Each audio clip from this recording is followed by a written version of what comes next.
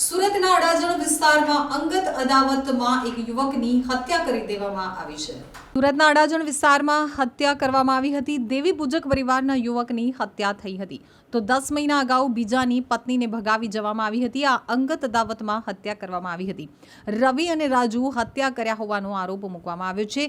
હાલ સમગ્ર હત્યાને લઈ અડાજણ પોલીસે વધુ તપાસ હાથ ધરી છે। બીજી તરફ હત્યાના આરોપીને ઝડપી લેવા પોલીસે શોધખોળ શરૂ કરી છે। મૃતક જયંતિભાઈ કાળુભાઈ દેવી પૂજકના ભાઈ દિનેશભાઈ કાળુભાઈ દેવી પૂજકે કહ્યું કે 10 મહિના અગાઉ મારો વચેટભાઈ સામેવાળીની પત્નીને ભગાવી ગયો હતો। 8 મહિના સુધી સામેવાળા કહેવા આવ્યા હતા। એકવાર શોધી લાવ્યા તો કહ્યું કે અમારે જોઈતી નથી। બાદમાં તે નાસી ગઈ હતી, જેથી ફરીથી ધમકી આપતા હતા। પત્નીને નહીં લાવે તો તારા ભાઈને કે તને મારી નાખીશું તેવી ધમકી આપી હતી। ગતરોજ ધમકી આપ્યા બાદ પતાવટ કરવા માટે બોલાવ્યા હતા। રવિ, રાજુ, તેમના સંતાનો અને જમાઈ સહિતના 6 જણ આવ્યા હતા। તેઓ ઉપાડી ગયા હતા મારા ભાઈને। પછી હું અડાજણ પોલીસ સ્ટેશન ગયો હતો। ત્યારબાદ રાંદેડ, અડાજણ અને જહાંગીરપુરાની પોલીસની ગાડીઓ આવી ગઈ હતી, પરંતુ મદદ કરી નહીં। પછી અમારી તપાસમાં મારો ભાઈ અધમુવો થઈ ગયો હોય તેવી હાલતમાં મળ્યો હતો।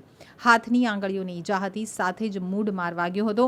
અમારી હવે એક જ માંગ છે કે વસ્તુના બદલે વસ્તુ એટલે કે ન્યાય મળે તેવી પોલીસ પાસેથી માંગ છે।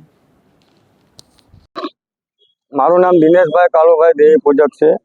હું રહેવાસી અહીંયા સુરતનો છું। પહેલા રહેવાસી સુરેન્દ્રનગર ગામ વઢવાણ લીમડી અને રહેવાસી સુરતનો છું। 15 થી 20 વર્ષ થઈ ગયા મારે અહીંયા। મારી યારે મારા ભાઈ જેવી ઘટના બનેલી છે।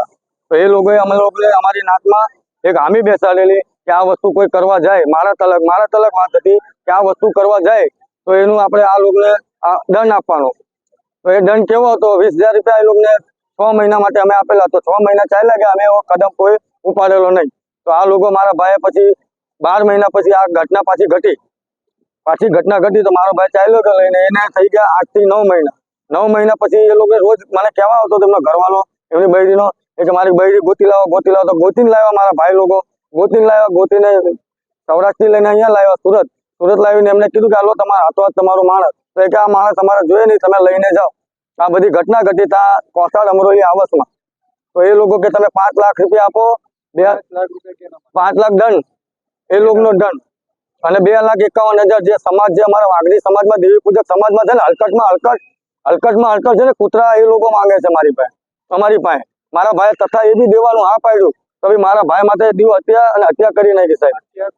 હત્યા અહીંયા રાજુભાઈ દેવી પૂજક, રવિભાઈ દેવી પૂજક એના છોકરાએ, રાજુભાઈ ભુરિયાભાઈ દેવી પૂજક એના છોકરાએ, એનો જમાઈ અને મેન માણસ છે હરેશ। અને એમાં 3 જણ બીજા જોડાયેલા છે।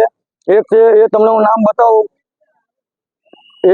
એ માણસનું નામ હવે હેમુભાઈ છે અને એક છે પછી બીજા છે એનું નામ તો મને રાત્રે એ લોકો જહાંગીરાબાદ લઈ ગયેલા। જહાંગીરાબાદ જે એસએમસી કોટેજ મોદી આવાસ નવા બનેલા છે 11માં મને ઘર પાસ થયું છે, એના હામોહામા ઘટના ઘટેલી છે। એની બાજુમાં એ લોકો દારૂનો અડ્ડો અકાવતા હતા। એ દારૂનો અડ્ડો હજી બી ચાલે જ છે। એ દારૂના અડ્ડાની બાજુમાં જે નહેર છે એના ઉપર મારા ભાઈને ઘા કરી ડુબાડ્યો, માર્યો, ઢોર માર્યા। પોલીસને તરત અમે ત્યાં બી નથી ગયો, પેલા પોલીસ ચોકી અડાજણ ગંગેશ્વર મહાદેવ એના 5 જણ 6 જણ બેહેલા, એ લોકોને મને ગાળી આપી। એ 5 જણ બેસેલા, એમાં એક જણ તો આટલામાં હતા, એ મને દેખાતા નથી, હું તમને કહું।